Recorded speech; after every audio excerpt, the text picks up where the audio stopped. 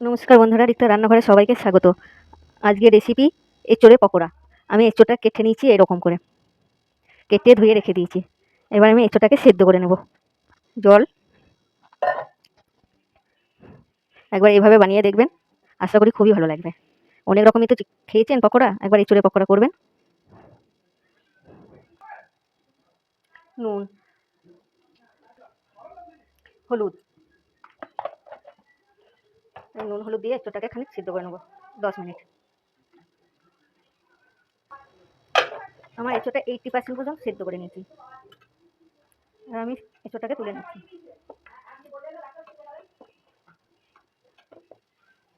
বেশি সেদ্ধ করবেন না, তাহলে গলে যাবে। 80% সেদ্ধ করে নেবেন। দেখুন বন্ধুরা, আমি নিয়েছি আদা বাটা, রসুন বাটা এবং কাঁচা লঙ্কা বাটা। এটার সাথে আমি ভালো করে মশলাটা মাখিয়ে নেব।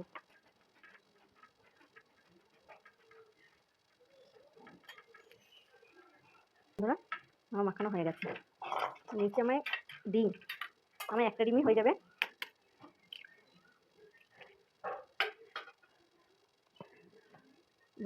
দু চামচা কর্নফ্লাওয়ার,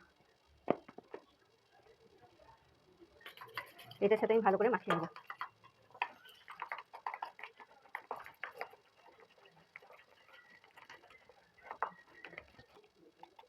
এবং স্বাদ মতন নুন। দেখুন বন্ধুরা, এবার আমি এই পকোড়াটার মধ্যে এটা ডুবিয়ে নেব এবং নিচে নেড়ে রাখবো, কোট করে নেব।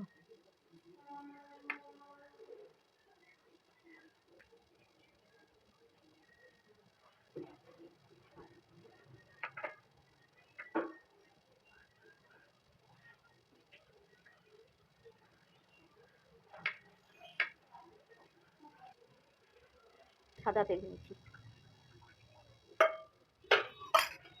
আমার তেল গরম হয়ে গেছে, আমি একটা একটা করে দিয়ে দিচ্ছি।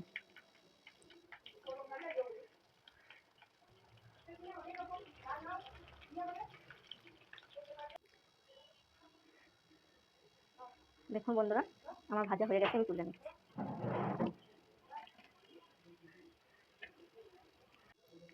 আমার এটাও ভাজা হয়ে গেছে।